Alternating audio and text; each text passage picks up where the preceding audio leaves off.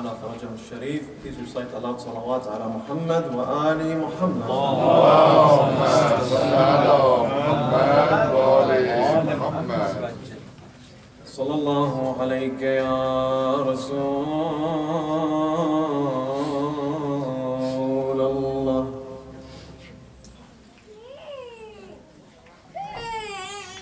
Wa ala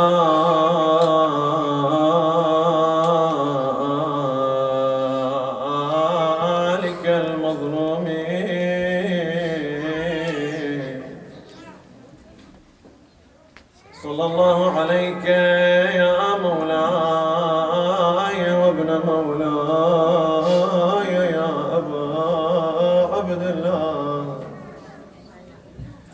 يا رحمة الله الواسعة ويا باب نجاة الأمة يا غريب يا مظلوم كربلاء يا ليتنا كنا معكم سيدي فنفوز فوزا عظيما.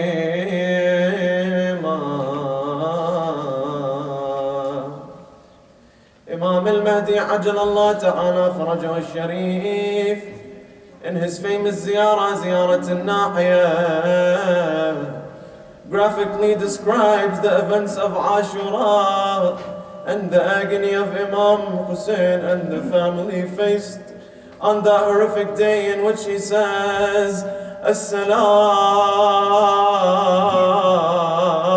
ala al-shayb al-khadib. Peace be upon the gray hair that was dyed with blood. As-salamu ala al-khadd al-tarib. Peace be upon the cheek that was struck on the dust. As-salamu ala al-badan al-salim. Peace be upon the butchered body. As-salamu ala thagri al-maqru' bil-qadib. Peace be upon the front teeth that were beaten with a rod. As-salamu ala ra's al-marfu'. Peace be upon the head that was raised upon a lance. As-salamu alayka ya mawlay ya Aba Abdullah wa rahmatullahi wa barakatuh. Sallu ala Muhammad wa ali Muhammad. Allahumma salli ala Muhammad wa ali Muhammad. Allah subhanahu wa ta'ala says in Surah Al-Ra'd, ayah number 11, Bismillah ar-Rahman ar-Rahim, Inna Allah la yughayyiru ma biqawmin hatta yughayyiru ma bi anfusihim. Allah subhanahu wa ta'ala doesn't change the condition of people until they change what's in themselves. After we finished discussing in our previous discussion the reason in which Imam Hussein left Medina and went to Karbala, we said that the revolution couldn't have happened at the time of any other Imam, and Imam Hussein was the chosen one to lead this revolution. We said that it couldn't happen at the time of Amir al-Mu'mineen Salamullahi alayhi, and we said that the Prophet, peace be upon him, commanded Amir al-Mu'mineen before his death to not raise his sword on anyone, no matter what the circumstances were. And that's indeed what Amir al-Mu'mineen Salamullah alayhi did. And of course there was a reason for that, because Islam was still in its early beginnings, and at that time of Amir al-Mu'mineen Salamullah alayhi, it was the best thing to do was to win people's hearts. So starting a war and starting a revolution at that time wasn't really a good idea. And we also mentioned why couldn't that revolution happen at the time of Imam Hassan alayhi salam. We said that Imam Hassan did a covenant with Muawiyah, a deal with Muawiyah, which later enables the Ahlul Bayt, the holy household, to take the Khilafah. So after the death of Muawiyah, the Khilafah goes to either Imam Hassan or Imam Hussein alayhi salam. And of course there was a reason for that as well. We mentioned Muawiyah was a hypocrite. People viewed Muawiyah as this great leader. No one had really anything against him. In public, he seemed like a religious man, a pious man. Sometimes he'd even talk about Ahlul Bayt alayhim salam and praise Amir al-Mu'mineen salamu Allah alayhi, but in closed doors, in private, he'd pay people to talk in an ill manner about Ahlul Bayt alayhim salam. So there was nothing really to hold against him in public. So if Imam Hassan wanted to start a revolution, a war, it might have had a negative effect actually. People might have actually went against Imam Hassan than support him. And we concluded by saying that the reason behind Imam Hussein's revolution was to fix the Islamic Ummah, was to fix the nation of his grandfather Rasulullah sallallahu alayhi wa alihi wa sallam.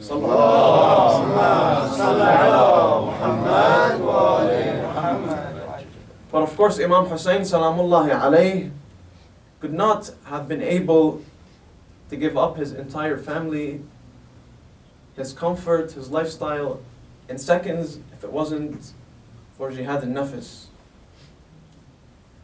And when we come and talk about Islah and reformation and fixing the Islamic Ummah, fixing the community, one must start first by fixing himself before he fixes others.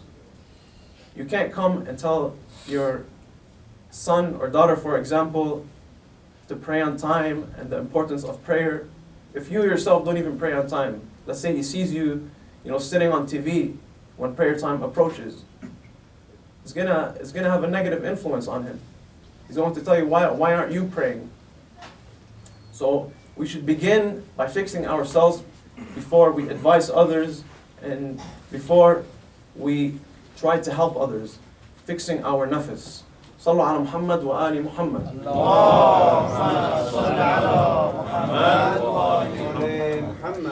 This nafs, the soul, this ego that is inside each and every one of us is what really defines us as Muslims. Zahiran, through our appearance, we might seem like religious, pious people with great manners, with great akhlaq, but truly no one knows what's in the inside other than Allah subhanahu wa ta'ala. And this is how Muawiyah was, by the way, like we mentioned yesterday.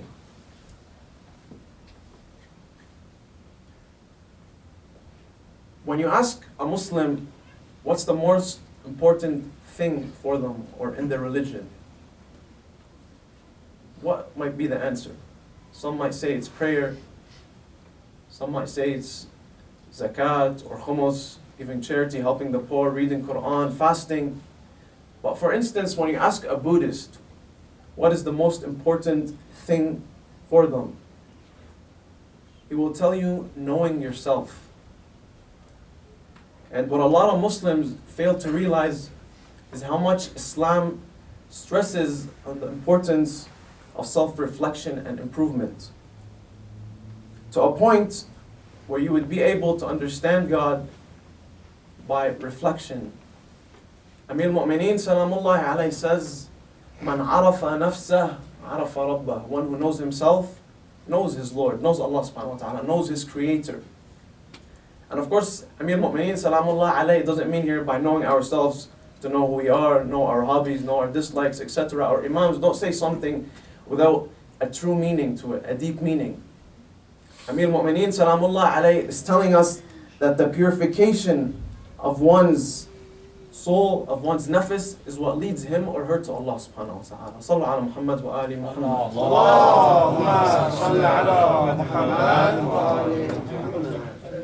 Again, my dear brothers and sisters, it is the purification of the self which leads us to Allah subhanahu wa ta'ala, and to understand how we can control ourselves within this world. And that purification of the self is what is known as Jihadul Akbar, the ultimate struggle, the great jihad. Imam Jafar Sadiq Salamullah alayhi says,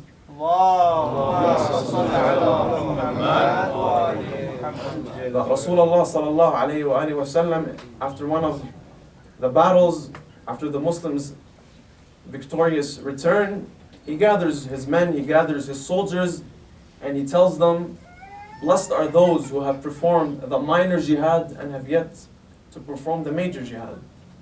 They looked at Rasulullah sallallahu alayhi wa sallam and they asked him, what is this major jihad you are talking about?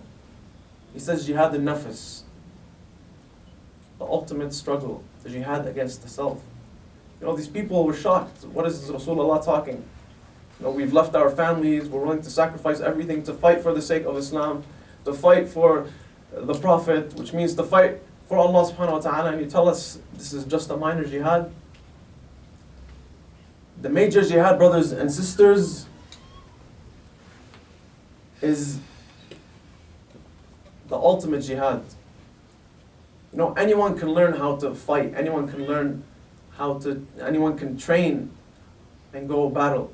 But not everyone is strong enough to fight the shaitan inside of him, to fight his egos, to fight his desires. Every one of us, brothers and sisters, has to start with his own nafs and work on purifying it and identifying the faults of his soul and cleansing it from spiritual diseases like riya, for example, and takabbur and jealousy. Riya, which means when someone, for instance, does a certain action or a certain deed and he shows too much pride in what he has done. You know, let's say someone donates money to the mosque, for example. He donates $1,000.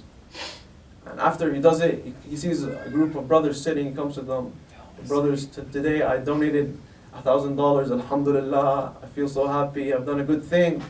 One might ask, though, okay, it's good to show pride in what you do. Yeah, it's good to show pride. It's good to be happy. But sometimes your intention might not be for the sake of Allah subhanahu wa ta'ala. It might not be qurbatan in Allah subhanahu wa ta'ala. There's where the problem becomes. It might be to please the people.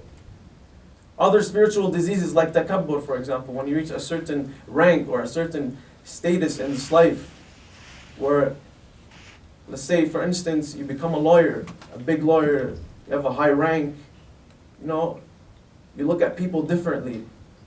They're not from your class anymore. You treat them differently. Even though Amir al-Mu'mineen, salamullah alayhi, tells us that we are all the same. Everyone's the same. He has a hadith, a beautiful hadith, which says, an-Nafs sunfan, people are two of a kind. Akhun laka fi ad-din aw nadhirun laka fi al-khalq. A brother in your religion, or a person who's a human being, the same as you are. So you have to respect him for that. Also, jealousy, for example. When a person finds something good in others and wishes they loses that thing, and so he can have it, so he can gain it.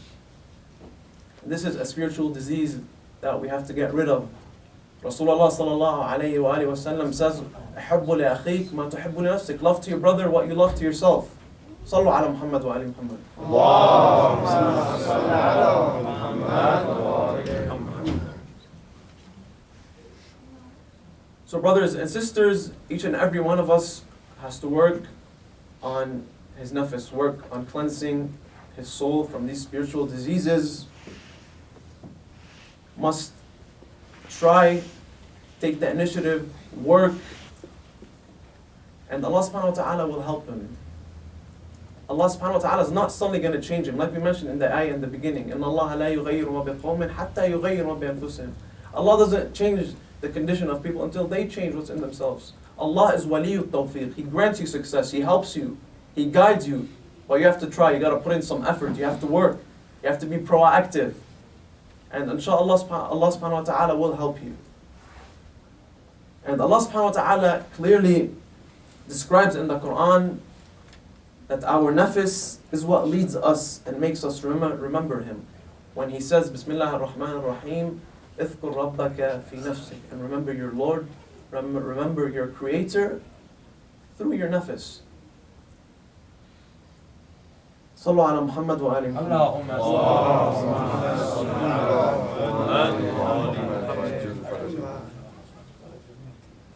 By improving what's inside of you, your intentions, your actions, your contemplations, and this self, Allah subhanahu wa ta'ala is referring to the nafs that wants to constantly work and strive against it and making it self-disciplined.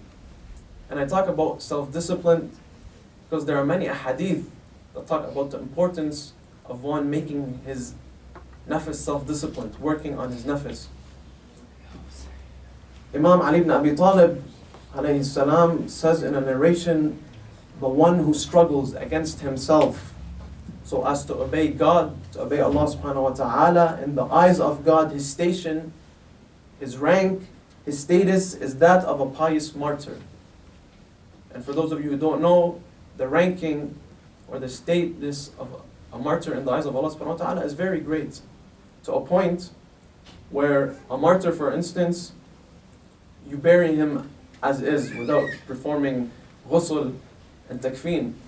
Even though from a fiqhi perspective, each and every person that dies, you have to wash him and you have to wrap him. But Allah subhanahu wa ta'ala gives something special to the shaheed, to the martyr, where you bury him as is, without cleaning him, without removing the blood off him, as is. It's a great rank that Allah subhanahu wa ta'ala gives the shaheed. And Imam Ali is telling us that the one who struggles and works on his nafs and battles the enemies inside of him, that is the status and the rank he has in the eyes of Allah subhanahu wa ta'ala. Sallu ala Muhammad wa ala.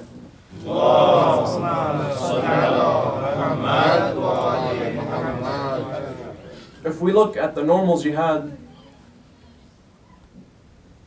that we know, Jihad al-Asghar, going to war, to battle, our fuqaha, our respected scholars say it is wajib kifa'i.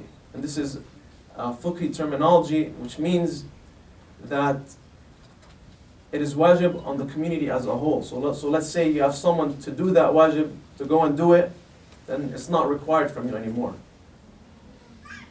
In contrast, you have wajib al-aini, which is another term, which means that this obligation, this wajib, is on each and every individual. Like salat, for example, it's wajib aini. Each and every one of us is required to pray.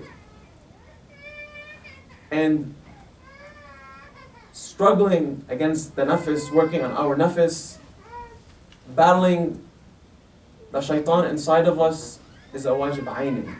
And many of us, fail to realize that sometimes, that we are required, it is wajib on us to work on our nafs, get rid of these spiritual diseases, try to become better Muslims, try to become better followers of Ahlul Bayt alayhim salam. Sallu ala Muhammad wa ala.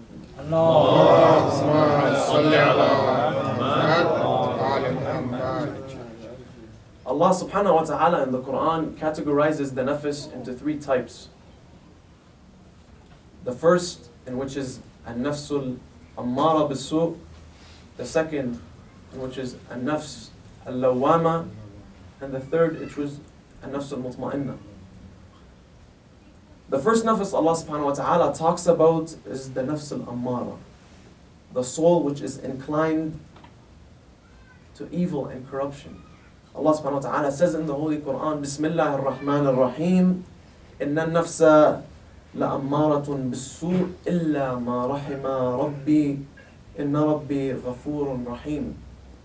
Indeed, the nafs is constantly commanding a person to do a sin. This nafs, brothers and sisters, is literally the nafs that is open to all its luxuries. Any desire, any wish, any appetite. It leads the person into doing it. Regardless if it's halal or if it's haram, it leads the person into doing it. If a person feels like doing something haram, waliyadu billah, drinking for example, it leads him to do it. If he feels like listening to music, it leads him to listening to music. It leads him to do haram. As if there is no akhirah, there's no hereafter, there's no day of judgment.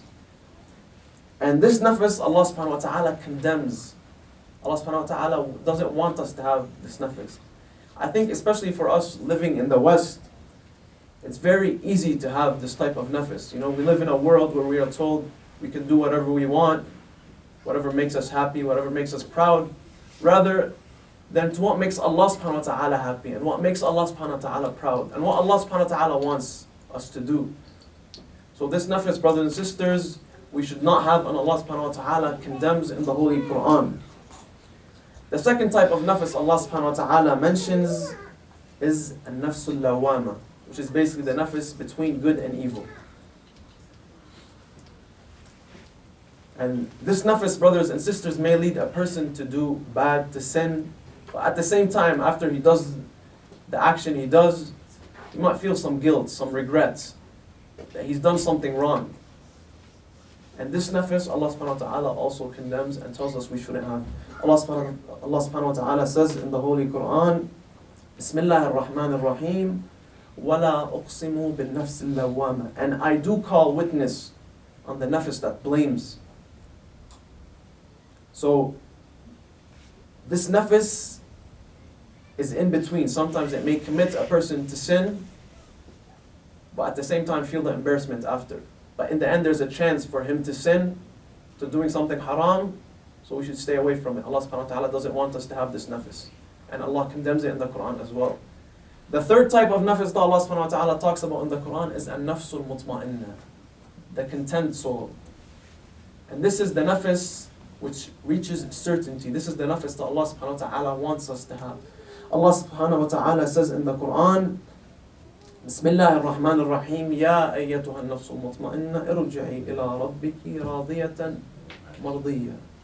O reassured soul, return to your Lord, well pleased and pleasing Him. And this is the nafs, brothers and sisters, that we should all work on having. When we reach these levels,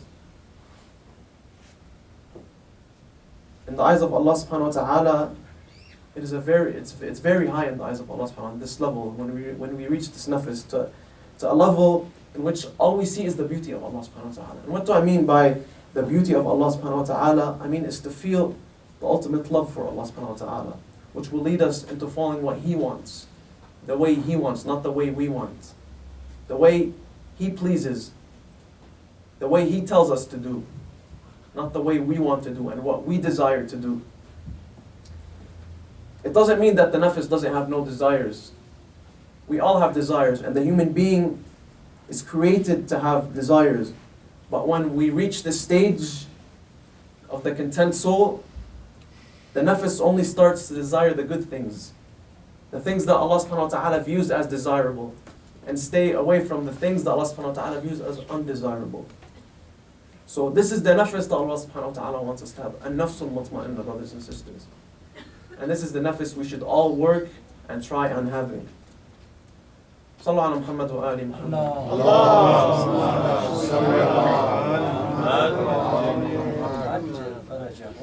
So okay, we talked about the types of nafs, what is the nafs we have to have, but how do we have it? What are the keys? What are the tips that our Imam Salamullah alayhi give us onto reaching such a state? Imam Musa al-Qadim Salamullah alayhi gives us a tip, gives us a way.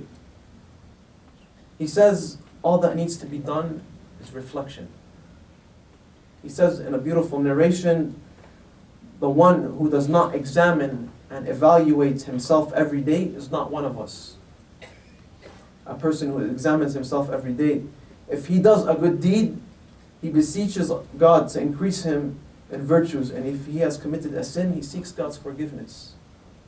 So reflection, brothers and sisters, is a way, sit between ourselves, with ourselves, see what we have done wrong, how can we improve, why are we sinning, what is the reason, is it because we're sitting with the wrong group of friends, the wrong group of people who are affecting us in a negative way?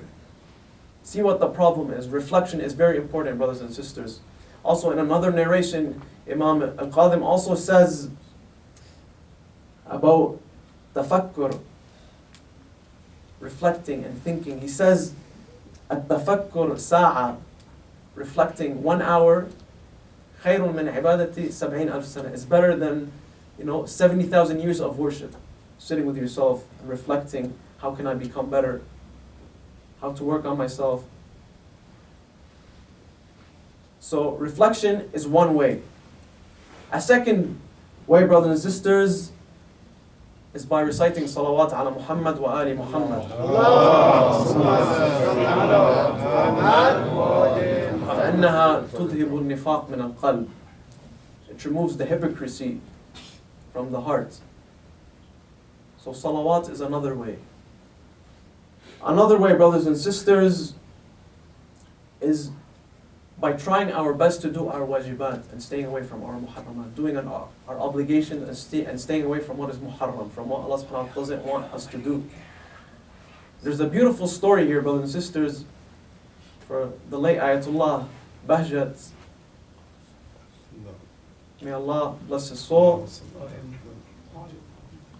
Ayatollah Bahjat was a great scholar, was a great alim, known for his arfan, known for his knowledge, known for his level of ilm. So this man comes to Shaikh Bahjat once and wants to ask him for advice. He tells the Shaykh, how can I become better? I want to become a better person. Is there any certain dua, any certain dhikr you can give me? You know, this man's expecting the Shaykh to give him a certain prayer or a certain salawat to recite. But what does the Shaykh do? He had a book in his hand. He raised the book and he pointed to the book. The man was shocked. He didn't understand what was going on. What was the book that the Shaykh was holding? It was the Risala Amaliyah. What is the Risala Amaliyah? The book of laws that each marja', each scholar has. Of course, before we perform taqleed, we should read. So what does this mean? The Shaykh is basically telling him that all you have to do is do your wajibat, follow the Risala Amaliyah, and stay away from Muharramat. It's that easy. Do what Allah subhanahu wa ta'ala wants and stay away from what Allah subhanahu wa ta'ala doesn't want. Sallu ala Muhammad wa ali Muhammad.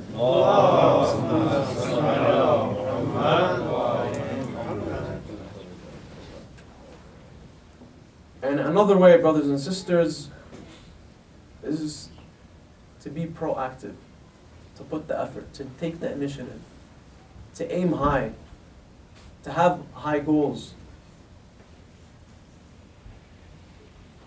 There's a nice story here. There's this scholar in Iran once. He was a respected scholar, a known scholar. His son comes to him one day and he tells him, "Oh father, you know, someday I want to be like you. I want to reach the level of ilm you have. Everyone looks at you as this great alim. You help the people and you teach them Islam. You give them the ahkam. You get them closer to Allah subhanahu wa ta'ala." You know, the son of the scholar was expecting his dad, you know, to motivate him, to give him a push or something. But what does he tell him? He tells him, "You're going to fail." What does that mean? You're going to fail. He tells him, "I've reached this level by aiming high. And you're aiming to be like me, you're not going to get anywhere. My aim when I first began was to become like Amir al-Mu'mineen alayhi salam. Sallu ala Muhammad wa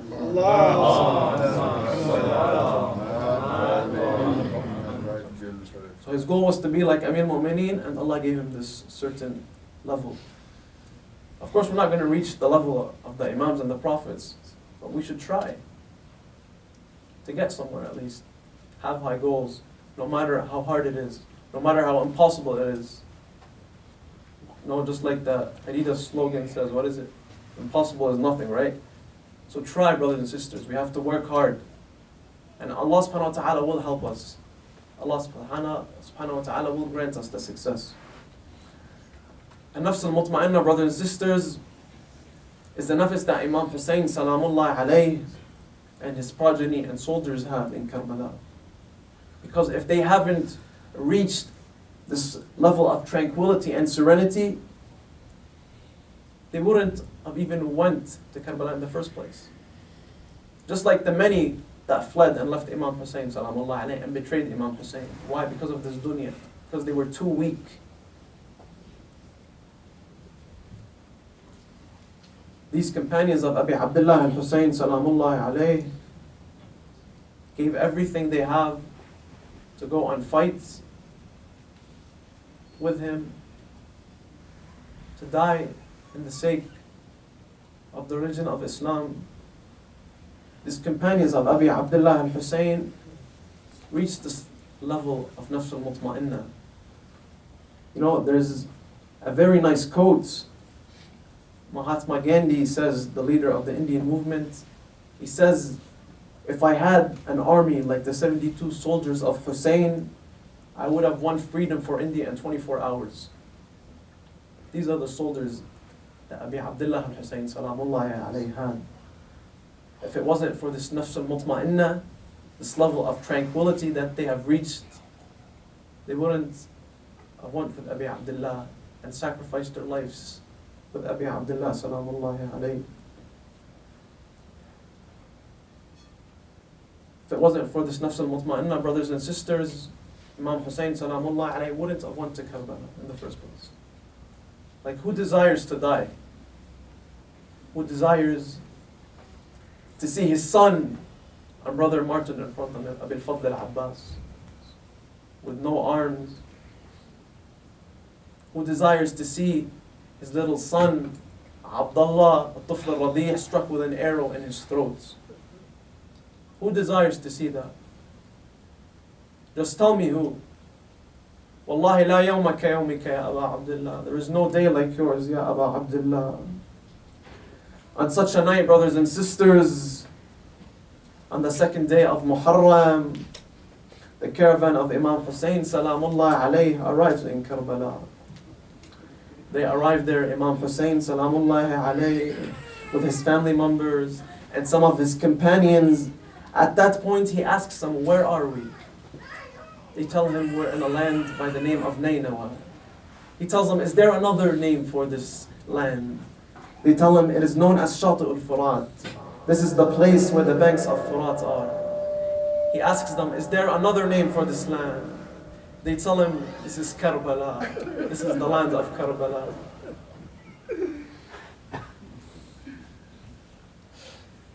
He turns to his family and his companions, and he says that this is where we will stop and set up our tents. After they put up the tent, Zainab al-Kubra says, Sayyidi ya Aba Abdullah, O Master, O Abi Abdullah, what is this place? Since we have came here, my heart is feeling something. It feels heavy and sad. Since we've been coming here, I can hear the voices of the women crying. Imam Hussein says, Zainab, did you not recognize the voice of your mother Fatima al-Zahra alayhi salam? Imam Hussein then takes his companions and he says, Ha huna ya tusfaku dima'una. Over here is where our blood will be shattered. Ha huna tuqtalu rijaluna. Over here is where our men will be killed. Ha huna tudhbahu atfaluna. Over here is where our children will be slaughtered. This is the place where the right hand of Abil Fadl will be cut. This is where his left hand will be cut.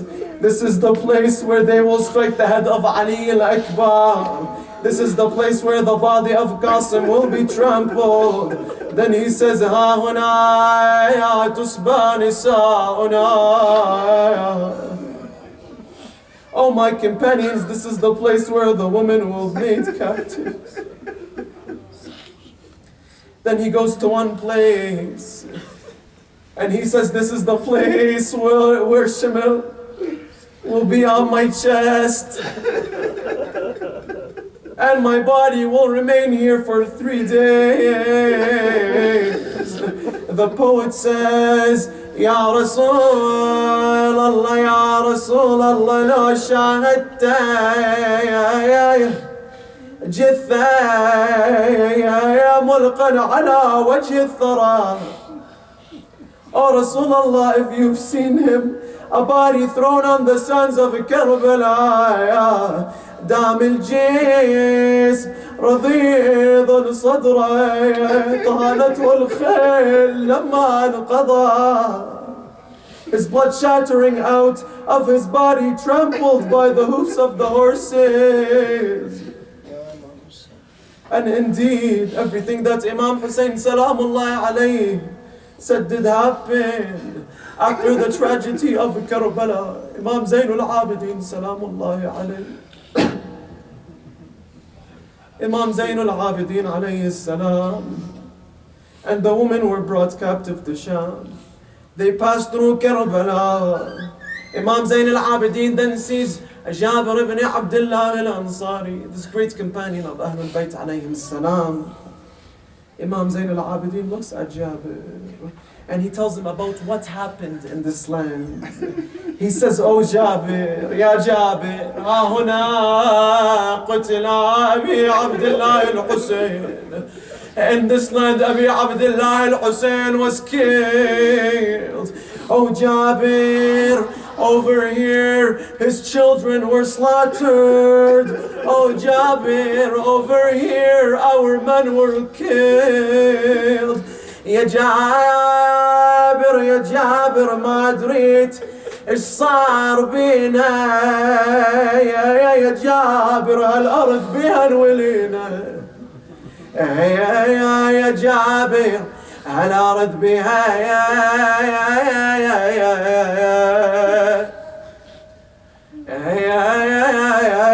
نولينا السيدة زينب عليها السلام إلى من تشتكي حالها. To whom does Sayyida Zainab complain to? To whom does Zainab describe her sadness and sorrows? The poet says she describes it to her grandfather Rasulullah sallallahu alayhi wa alayhi. He says يا جدي قوم وشوف حسين مذبوح. Oh grandfather, come and see your son Abi Abdullah slaughtered. على الشاط وعلى التربان مطروح, laying on the sands of Karbala. يا جدي مات وما حد وقف دونه. والله يا جدي مات وما حد وقف دونه. Everyone together.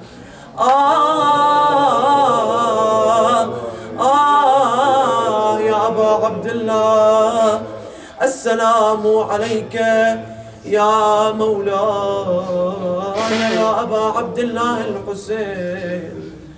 Brothers and sisters, let us send our salams to Abi Abdullah al-Husayn all together. السلام على الحسين وعلى علي بن الحسين وعلى أولاد الحسين وعلى أصحاب الحسين ورحمة الله وبركاته. Raise your hands for a dua. اللهم صل على محمد وآل محمد. اللهم إنا نسألك وندعوك بأحب الخلق إليك فاطمة وأبيها وبعلها وبنيها والسر المستودع فيها. ما تركت لنا ذنبا إلا غفرته ولا هما إلا فرجته ولا سقما إلا شفيته ولا عيبا إلا سترته ولا حاجة إلا قضيتها يا أرحم الراحمين. اللهم وفقنا لمراضيك, جنبنا معاصيك, ارحمنا برحمتك الواسعة يا أرحم الراحمين. إلى أرواح أمواتنا جميعا. For the souls of our dead ones, let us recite Surah Al-Mubarakat Al-Fatiha. But before it, aloud salawat ala Muhammadin wa ali Muhammad.